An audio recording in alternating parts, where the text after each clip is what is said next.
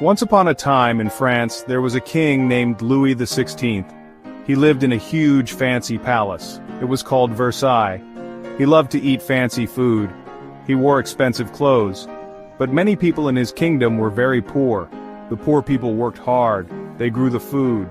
They made the clothes. But they didn't have much themselves. They struggled to buy bread. Life was unfair for them. Imagine France like a big cake. A cake that is rich, diverse, and full of different flavors, just like the people and the culture of France. This cake represents the entire French society during the time of the Ancien Regime. This cake was cut into 3 slices, each representing a different segment of society. These slices were not equal in size, reflecting the unequal distribution of power and privilege. These slices were called estates: the first estate, the second estate, and the third estate. Each estate had its own unique role and status within the society. The first estate was like a tiny sliver, a small but significant part of the whole. It was reserved for the clergy, the spiritual leaders of the nation. It was for the clergy, like priests and bishops. These individuals held a great deal of influence over the people, guiding them in matters of faith and morality.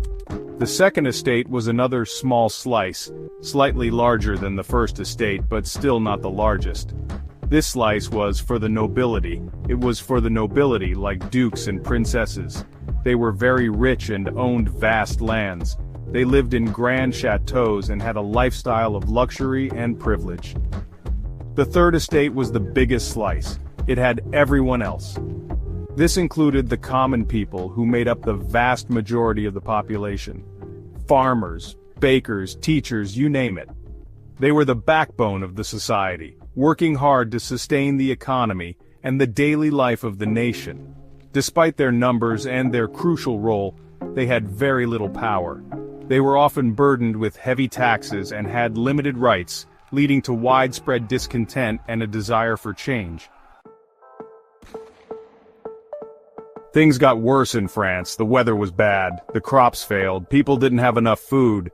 To make matters worse, King Louis XVI needed more money.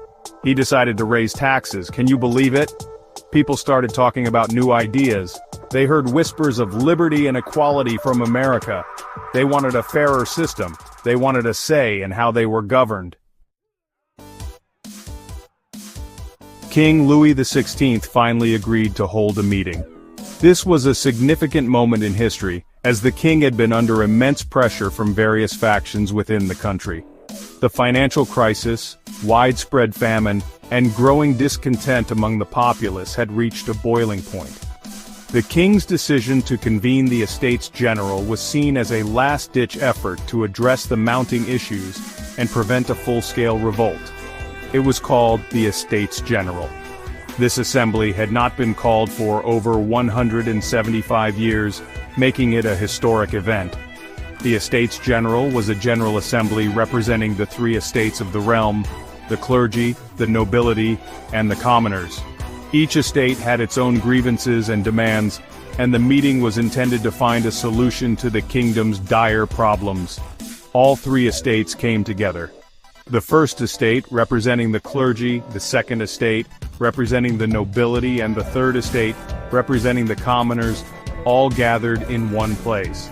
The diversity of the assembly was striking, with members from different social backgrounds and regions of France. This was a rare opportunity for the common people to voice their concerns directly to the king and the other estates.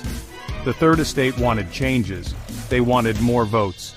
The commoners, who made up the vast majority of the population, felt that their voices were not being adequately represented. They demanded a fairer voting system, where each delegate would have 1 vote, rather than the traditional system where each estate had 1 vote, which often led to the first and second estates outvoting the third estate. They wanted their voices to be heard. The third estate was determined to push for reforms that would address the economic hardships and social inequalities that plagued the country. They passionately argued for a more democratic system that would give them a greater say in the governance of France. Their demands were met with resistance from the other estates, who were reluctant to give up their privileged positions. But the king and the other estates said no. The refusal to grant the Third Estate's demands led to heated debates and growing frustration. The king and the privileged estates were unwilling to compromise, fearing that any concessions would undermine their authority and power. This intransigence only fueled the anger and determination of the commoners. The Third Estate was furious.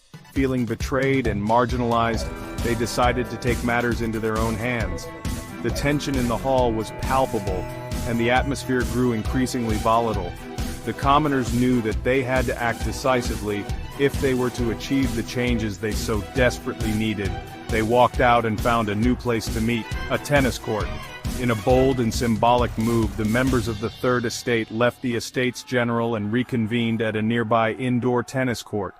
This act of defiance marked a turning point in their struggle for representation and justice. The tennis court became a symbol of their resolve and unity. They promised not to leave until they had a new government.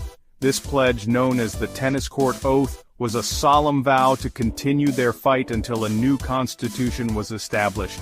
The members of the Third Estate were unwavering in their commitment to bring about meaningful change. They knew that their actions would have far-reaching consequences for the future of France. This was the Tennis Court Oath. It was a defining moment in the French Revolution, symbolizing the unity and determination of the common people to stand up against oppression and demand a fairer, more just society. The Tennis Court Oath set the stage for the dramatic events that would follow, ultimately leading to the overthrow of the monarchy and the establishment of a new republic. The people of Paris were scared and angry. They heard rumors about the king's army coming to stop the revolution. So, they decided to protect themselves. They stormed the Bastille. The Bastille was like a big, scary prison. It represented the king's power. Imagine trying to break down your school's door because you're upset about the rules. It was a powerful symbol. The revolution had begun. Section 6. A Time of Trouble. King Louis XVI and his queen Marie Antoinette were in big trouble. They tried to flee but were caught. Many people blamed them for France's problems.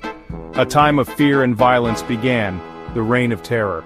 Many people who disagreed with the new government were punished. It was a very confusing and scary time. But even amidst the chaos, the French people were determined to build a better future. Section 7. A New France. After many struggles, the French Revolution ended. France was a different place. The monarchy was gone. The power of the king was limited. The people had more rights. It wasn't perfect, but it was a fresh start. France became a republic, a government where people choose their leaders. The ideas of the revolution, like liberty, equality, and fraternity, spread throughout the world. Section 8. The Revolution's Echoes.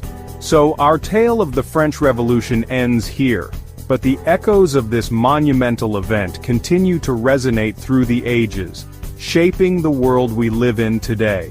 The revolution was not just a series of battles and political upheavals. It was a profound transformation that touched every aspect of society. It was a time when ordinary people stood up against tyranny and demanded their rights, a time when the idea of liberty, equality, and fraternity became the rallying cry for change. It's a story of courage, change, and the never-ending fight for fairness. The revolution taught us that change is possible, even in the face of overwhelming odds. It showed us that when people come together with a common purpose, they can achieve extraordinary things. The bravery of those who fought for their beliefs continues to inspire us today, reminding us that we too have the power to make a difference in our own lives and in the world around us. It reminds us that even though things might seem unfair, we can always raise our voices and fight for a better tomorrow. The spirit of the revolution lives on in every act of kindness, every stand against injustice, and every effort to create a more just and equitable society. It is a testament to the enduring power of hope and the human spirit's unyielding desire for freedom and dignity. Just like those brave people who stormed the Bastille, we too can challenge the status quo and strive for a better world. The Bastille, once a symbol of oppression, became a symbol of liberation and the people's power. It reminds us that no matter how formidable the obstacles may seem, they can be overcome with determination and unity. We all have the power to make a difference. Whether it's through small acts of kindness or larger efforts to bring about social change, each of us has a role to play in shaping the future. The revolution teaches us that our actions, no matter how small, can have a ripple effect, inspiring others and creating a wave of positive change. We just need to be brave, be kind, and never stop believing in a brighter future. The legacy of the French Revolution is a reminder that the fight for justice and equality is ongoing, and it is up to each generation to carry the torch forward. By embracing the values of courage, compassion, and hope, we can continue to build a world where everyone has the opportunity to thrive and where the echoes of the revolution continue to inspire and guide us. Section 9. What we learned in France.